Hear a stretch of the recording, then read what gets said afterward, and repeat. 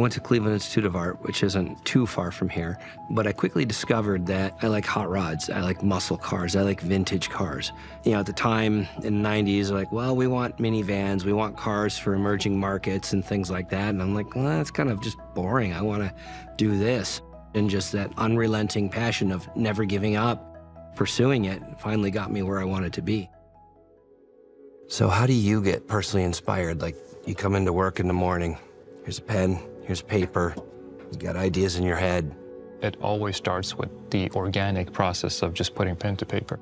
And usually I kind of think about my inspirations, especially on the GTD, and that was very much inspired by the helmet visor of a race car driver to give you the feeling of performance and the mystery, because you don't know who's behind that mask. So you always kind of want to open up the visor and see who is there. Nature is the biggest teacher that you can use for everything. Especially on GTD, if you look at the rear quarter, has a really beautiful section to it. Look at the water waves and the river, how the water bounces over the flow of the water. The fluid section is very much, it's like natural beauty. And we really kind of went in with a fine-tooth comb and trying to essentially really accentuate the lines. As you can see, there are these beautiful light and shadow going over the wheel. This is both functional because we had to cover the wheels. Right. At the same time, we kind of used the opportunity to make it beautiful as well.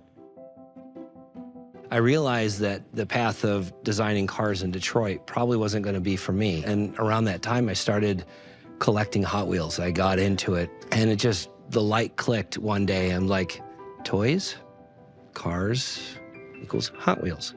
I want to be a Hot Wheels designer, and I realized that before I even graduated school. As a Hot Wheels designer, I can design anything. I don't have to worry about the fitment of the person. Do they have the ergonomics to fit in the car? So you can really make something look cool. There was a car I worked on a few years back. It's called Gotta Go, and it's a toilet-themed car. You know, like when you look at it, you know, the cab of the truck is like the tank of a toilet. You know, it's got the little lid on it. The front grille looks like a urinal, and the back of the truck bed is, of course, the bowl, and it's got a little roll-o-matic feature that the seat will pop up and down as you roll it along, and kids love it. Amazing. You know, they just do that. And I mean, you guys got to have fun too, right? Absolutely, yeah.